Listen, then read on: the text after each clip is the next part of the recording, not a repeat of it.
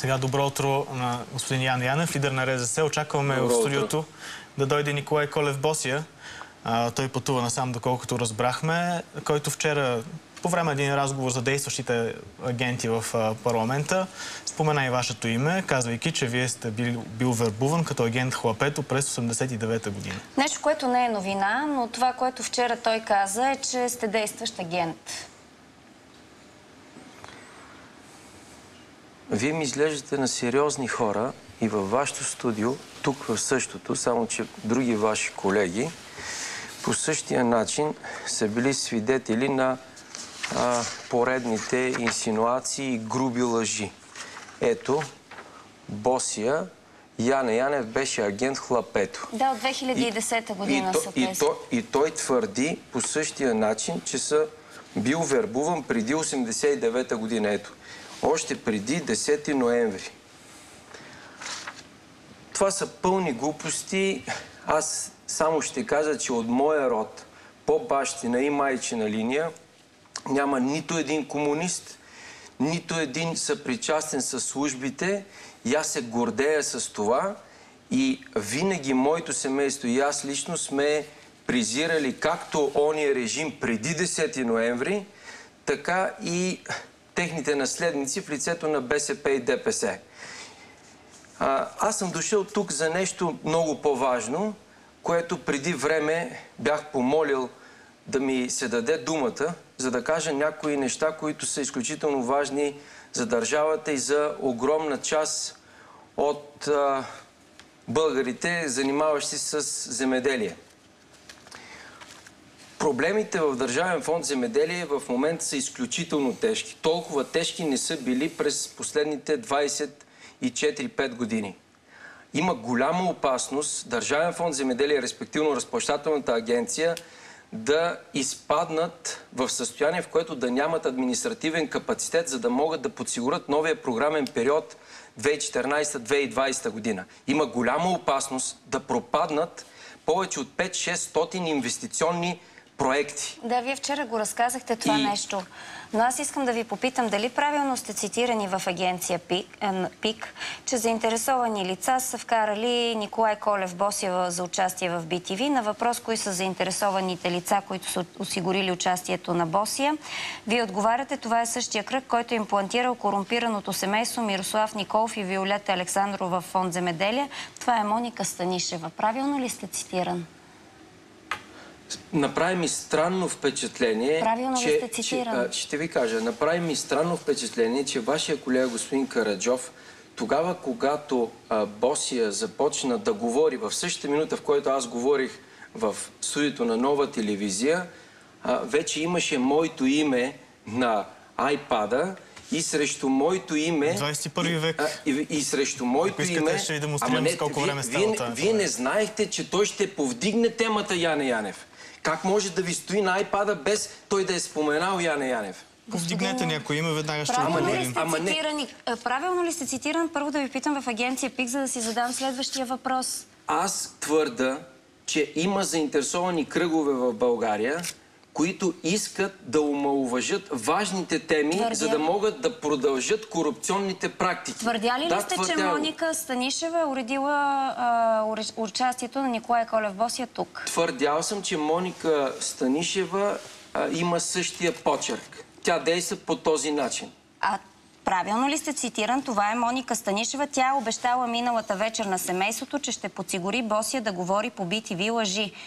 Да, Моника Станишева покровителства семейството в Държавен фонд земеделие. Твърдяли ли сте, че тя... Как като не сте получил име, вие търсите и намирате? Не сте гледали внимателно, господин Янев. Не, гледал съм много внимателно. Позволете ми аз да мога да имам много внимателен поглед. Господин Янев, това, което сте твърдите тук, е абсолютна лъжа. Моника Станишева по никакъв начин не се е обаждала, защото много добре знам как беше поканен Николай Колев. Лъжа ли е, че аз преди 2 седмици ви се обадих лично на вас и ви попитах, възможно ли е да дойда да говоря за проблемите в Държавен фонд земеделие? Факт, обадихте ми се. И вие какво направихте?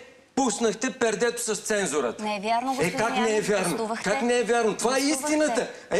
Това е лъжа, която Господин искате Янев. в момента да манипулирате обществото. Господин Вие Янев. знаете ли, че става въпрос за целият програмен период за повече от 14 милиарда. Отклонявате И ако темата. България... Не, аз не отклонявам темата. Аз Вие за това лъжете. съм дошъл. И вие за това вчера пуснахте тук грозно внушение. Николай Колев Босия Това е да грозно говори внушение. приказки от 2010 година, от 1001 нощ. Дайте да говорим Господин по Янев, същество вие сте какво се излъгали. случва. Да, Не, вие просто излъгахте в момента. Защо Моника повтаряте? Станишева Ето и Министерството по ви никакъв опреква, че начин- едно и лъжете. също. По никакъв начин Моника Станишева не се е обаждала на никого от нас, за да урежда участие на когото и да било тук. Нека да включим и господин Колев, за да каже на какво каже каква е основание истината, да. твърди, че вие сте бил агент Хлапето. Господин Колев, много се надяваме скоро да влезете тук. Кажете на какво основание вие твърдите, че Яне Янев е агент Хлапето. Той казва, че вие лъжете. Чувате ли ни? Да. Кажете защо твърдите, че Яне Янев е агент Хлапето, защото той казва, че това е лъжа. Той може да си казва какво си иска. Сега той има и друг псевдоним, Личко. Как? Личко. А от Личко. Какъв е този псевдоним? Аз съм тук на спирката вече, така че след малко ще бъда там, но Янев не е първото му членуване в партия, не е в земеделската партия, в демократическата, и оттам е изгонен точно заради това, че е бил агент. Добре, господин Янев казва, че това е абсолютна лъжа и че никога не е бил агент и че и към момента няма нищо общо с службите. Той може да каже каквото иска, нали, ще да ме съди. Да отиде да съди и да се разберем дали е бил агент или не. А вие откъде са данните ви? Как може толкова категорично да твърдите това?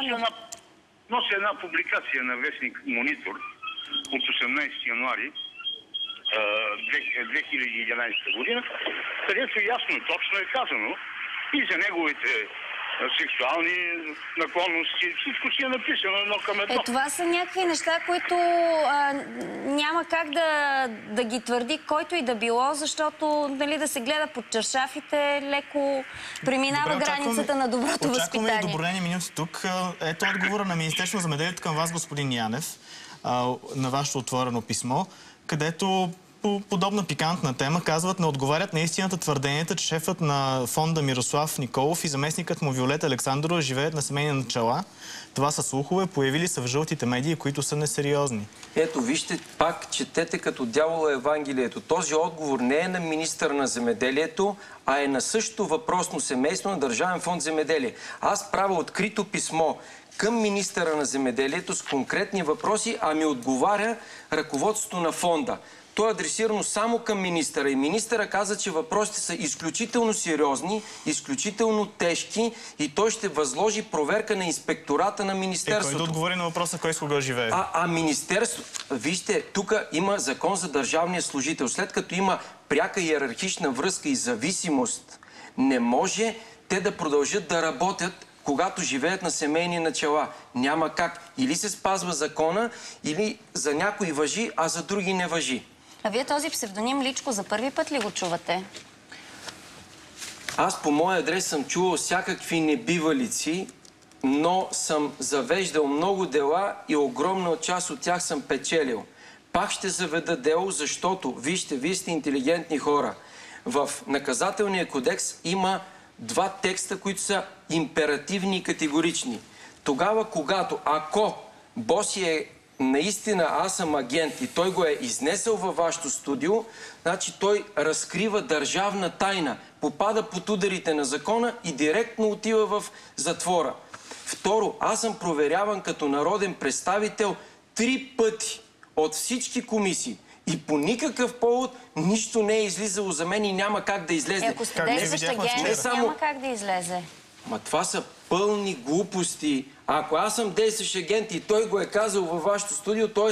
разгласява държавна тайна и моментално попада под ударите на закона. Аз защо трябва да се оправдавам, че нямам сестра?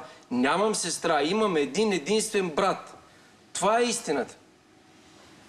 Добре, В момента смятате ли да заведете някакво дело или миналия път, примерно, нищо не сте направили?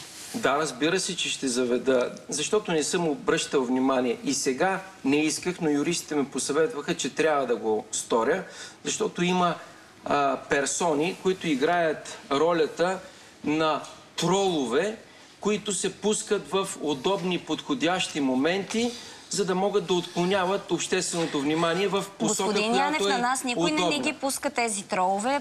Престанете с тези внушения. Вие трол ли сте, кой ви пусна вчера при нас? Кажете каква е истината, защо споменахте този стар псевдоним на господин Янев Хлапето? Ето е публикацията на вестник Монитор. Агент Хлапето, лично На кой е този вестник Монитор? или Лудото Янев. Кажете на кой е Не съм този дошъл да вестник изяснявам, Монитор? сега вие говорихте, сега малко ще Вие послушате. закъсняхте сега. Ще послушате, съжалявам много, така така се случи господин просто. Янев беше на време и си Нищо, той говори. си изприказва нещата. Сега, първо да започнем с това, че той не е бил член на Земеделския съюз, а е бил член на Демократичната партия. Ама Вие не това можем го да се казвате на позоваваме мен. на Демократичната публикации. партия, Вие откъдето чувате ли си какво говорите изобщо? Стефан Савов го е изгонил оттам, заради принадлежността му към Що не държавна отидете да сигурност. го питате Стефан Сега, Савов? обяснявам. И това ще стане някога. Нека да не бързаме за Това там. е черно пожелание. Да не бързаме. Значи, Той има Светослав- хора, които са живи около Светослав Стефан Савов и Стефанов- може да ги пита. Светослав Стефанов, който обвини Яне Янев в сексуален тормоз, се е явил в Института по психология към МВР и там в Сега това е преразказ на вестник Монитор на Дилян Пеевски. тестът е продължил 30 минути. Вярвате ли на всичко, което пише във вестници? Аз съм направил и проверки. Как? Оказва, че действително се е явил в Института по психология на Ма МВР. кой? Светослав Стефанов. Кой е този? И той в продължение на 30 минути е бил тестван и нито веднъж не е излъгал за сексуалния тормоз. Значи, това, което твърдят в Благоевград, хора, които са работили с службите, че той е бил вербован от транспортна милиция. За кого го твърдят? За лицето Янев. Господи, Че е бил вербован от транспортна милиция точно по линия на обратността. Оттам, както вчера обясних, агентите на криминална милиция, както и на другите, са били ползвани без проблеми от държавата. А кой е действащия агент, който вчера казахте на криминална милиция, който е бил в предишен парламент и в сегашния парламент? Значи, Кой е той? ще ви кажа. Кажете името сега. Ще ви кажа, разбира се. Кажете. Ще ви кажа. И после продължаваме. Лицето се казва Волен Сидеров. Твърдите, че той също е действащ Не само, агент. че твърдя, аз знам, аз съм писал по този повод още 1991 година. А той в вестник момента също ли е Огледало. действащ агент? Сега не знам дали е действащ, но той е ползван от държавна сигурност, след като е бил агент на криминална. Защо? Защото има една заповед, която разрешава на държавна сигурност да ползват агентите на криминалната милиция за техни нужди. А той като какъв агент е работил там? Какви задачи е изпълнявал, като сте проверявали и за него? Значи аз не мога да проверя какви задачи изпълнява, аз знам, че е ползван със сигурност. И за какво се сте виждали ползват за него? такива Ползват хора? се, сега ще ви обясня. С Волен Сидеров се познаваме от 89-та година. Той даже твърдеше, че той ме е учил на дисидентство. Аз направих проверка и се оказа, че 84-та година е бил хванат за кражба на скъп фотоапарат японски на цена $900. А 87 година има втора преписка, която също не е придвижена до съда. И това означава само едно вербовка. А той с какъв псевдоним е бил? Сега, забравя съм, много време минал там, като се върна вкъщи, ще се погледна архива. Евгений Генчев е наш продуцент, ако може и Волен Сидеров Ще да ви наберем. кажа, разбира се. Значи, по тази заповед Държавна сигурност може да ползва криминалните агенти, чрез техния оперативен работник, може да ги ползва за каквото си поискат.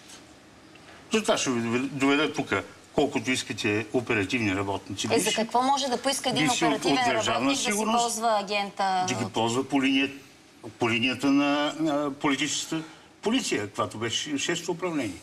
По това може. И твърдите, че Волен Сидеров е бил ползван за такива неща ли? 100%.